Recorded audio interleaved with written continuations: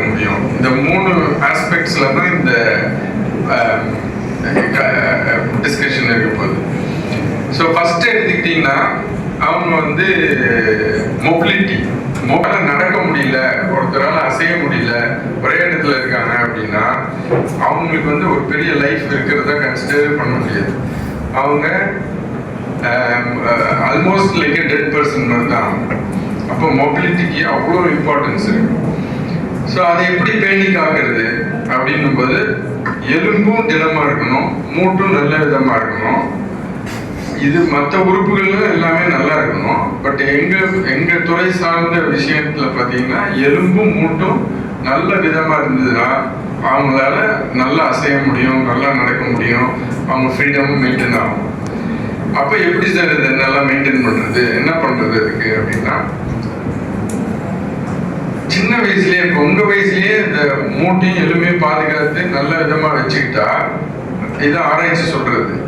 என்ன சொல்லுதுன்னா 18 to 30 இயர்ஸ்க்குள்ள நம்மளோட போன் ஸ்ட்ரென்த் எவ்வளோ இருக்கோ அதுதான் நம்ம ஃபியூச்சரில் எந்த அளவுக்கு நம்மளோட போனோட ஸ்ட்ரென்த்தை டிட்டர்மின் பண்ணும்.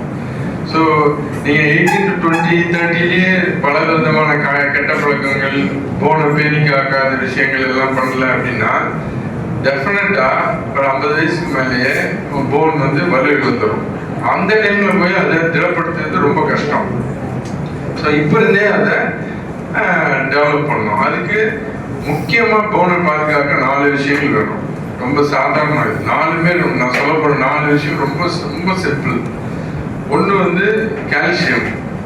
கால்சியம் எல்லாத்துக்கும் தெரியும், சுண்ணாம்பு சத்து வந்து ரொம்ப முக்கியம் எலும்புக்கு. அது நம்ம சாப்பாடுலையும் நிறைய சாப்பாடு இதெல்லாம் வந்துடும், நீங்கள் பார்த்து தெரிஞ்சுக்கலாம் இன்டர்நெட்டில் எது இதில் இருக்குன்னு. மெயினாக மில்க் ப்ராடக்ட்ஸு, ராகி, கீரை இதெல்லாம் இருக்கும்.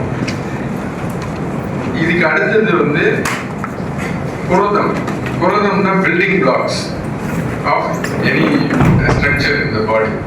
ஸோ புரோட்டீன், அமினோ ஆசிட்ஸ், அதோட பில்டர் தான் ப்ரோட்டீன். ஸோ ப்ரோட்டீன் வந்து இப்போ ஏன் ப்ரோட்டீன் எம்ஃபசைஸ் பண்ணுறோம் அப்படின்னா, ஃபுட்டில் வந்து மெஜாரிட்டி கார்போஹைட்ரேட் ஆயிடுச்சு நம்ம ஃபுட்டு. இப்போ ஒரு கல்யாணத்துக்கு போனீங்கன்னா அந்த இலை ஃபுல்லாக பார்த்தீங்கன்னா வெறும் சுகர், குளுக்கோஸ் அண்ட் கார்போஹைட்ரேட்ஸாக இருக்கும். ப்ரோட்டீனே அங்கங்கே அங்கே ஒரு சென்னா கொஞ்சோண்டு இருக்கும், இங்கே ஒரு சின்னதாக வேறு ஏதாவது இருக்கும். பட் மெஜாரிட்டி பார்த்தீங்கன்னா 95% மேலே கார்போஹைட்ரேட்ஸ் தான் இருக்கும். அதே மாதிரி தான் வீட்லேயுமே நம்ம கார்போஹைட்ரேட் பேஸ்டு டயட் ஆயிடுச்சு. அதனால தான் இவ்வளோ பேருக்கு சுகர் வருது. ஸோ ப்ரோட்டீனை வந்து ஈக்குவலாக எடுத்துக்கணும். கார்போஹைட்ரேட்டும் ப்ரோட்டீனும் ஈக்குவலாக இருக்கணும் நம்ம ஃபுட்டில், பேலன்ஸ் டயட்டுக்கு. ஸோ 2வது வந்து புரதம். 3வது முக்கியமானது வந்து வைட்டமின் டி. இந்த வைட்டமின் டி வந்து வைட்டமினாக இருந்தாலும் அது உடம்புக்குள்ளே போனோடனே ஹார்மோனாக மாறிக்கும். இப்போ ஹார்மோன்றது நாளமில்லா சுரப்பிகள்லேருந்து வர ஒரு இது ஹார்மோன். அது என்னன்னா, இந்த வைட்டமின் டி பர்டிகுலராக ஏன் தேவைன்னா, நம்ம சாப்பிட்ற கால்சியம் வயிற்றுல இருந்து குடல்ல இருந்து ரத்தத்துக்குள்ள போறதுக்கு ஒரு மெக்கானிசம் இருக்கு. அந்த மெக்கானிசத்துக்கும் வைட்டமின் டி வேணும். 2வது ஸ்டெப் வந்து பிளட்ல இருக்க கால்சியம் போனுக்குள்ள போகணும், அதுக்கும் வைட்டமின் டி வேணும். ஸோ இந்த 2 முக்கியமான ஸ்டெப்ஸுக்கும் வைட்டமின் டி இல்லைன்னா நம்ம சாப்பிட்ற கால்சியம் நம்ம குடல் வழியாக மலத்தில் போயிடும், நமக்கு அதோட பிரயோஜனமே இல்லாமல் போயிடும். அதனால வைட்டமின் டி ரொம்ப முக்கியம். அப்போ வைட்டமின் டி எப்படி சார் கொண்டு வருது, நம்ம குடிச்சிக்கிட்டே இருக்கலாமா, சாப்பிட்டுக்கிட்டே இருக்கலாமான்னா அவசியம் இல்லை. இயற்கை வந்து அதில் சன்லைட் வைட்டமின் கேள்வி நீங்கள் படிச்சிருப்பீங்க, அதெல்லாம் படிச்சிருக்கீங்கல்ல, சன்லைட் வைட்டமின். ஸோ நீங்கள் சன்லைட்டில் போனால் போதும், உடம்பே அதை வந்து உற்பத்தி பண்ணிக்கும், வேண்டிய அளவு உற்பத்தி பண்ணிக்கும். நம்ம வெளியிலேருந்து கொடுக்கறதுல ப்ராப்ளம் என்னென்னா ஓவர் டோஸ் ஆகலாம், ஏன்னா பாடியில் ரெகுலேட் பண்ண முடியாது. பட் இயற்கையாகவே அது ப்ரொடியூஸ் பண்ணிக்கிறதுனா அதால் ரெகுலேட் பண்ணிக்க முடியும். ஸோ அது 3வது. 4வது ரொம்ப முக்கியம் என்னென்னா ஸ்ட்ரெஸ் டு த போன். இந்த போனை வந்து ஸ்ட்ரெஸ் கொடுக்கணும். இப்போ இளைஞர்கள், நீங்கள்லாம் இளைஞர்கள், உங்களுக்கு வந்து வாழ்க்கையில் ஸ்ட்ரெஸ்ஸே இல்லைன்னு வச்சுக்கோங்க. ஒரு 2-4 பேர்த்துக்கு வந்து கோடிக்கணக்கில் பணம் இருக்குது, அப்பா அம்மா ஒன்றும் படின்னு சொல்ல மாட்டேங்கிறாங்க, உங்களுக்கு ஒன்றுமே ஒரு ஸ்ட்ரெஸ், எந்த விதமான ஸ்ட்ரெஸ்ஸுமே இல்லை வாழ்க்கையிலன்னா நம்மளோட வளர்ச்சி வந்து நம்மளா முயற்சி பண்ணி தான் வளர்ச்சி வரும், தானாக வராது வளர்ச்சி.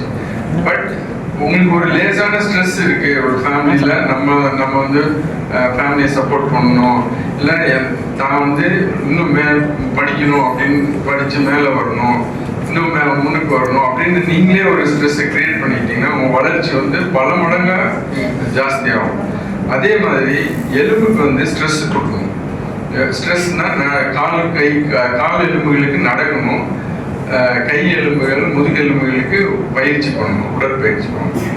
ஸோ இந்த 4 விஷயம் இருந்ததுன்னா உங்க போன் வந்து சிம்பிள் 4மே calcium, protein, vitamin D which is sunlight and walking. இது 4 இருந்ததுன்னா நீங்க வந்து போனை நல்லா பாதுகாத்துக்கலாம். சரி, இப்போ நீங்க அதெல்லாம் பண்றாங்க, முதிர்ந்தவர் வந்துட்டாங்க, ஒரு 70+ உங்க வீட்டில் எல்லாத்துலேயுமே வீட்லேயும் யாராவது இருப்பாங்க. அவங்களுக்கு எப்படி அவங்க டிக்னிஃபைடா இருக்க வைக்கிறது?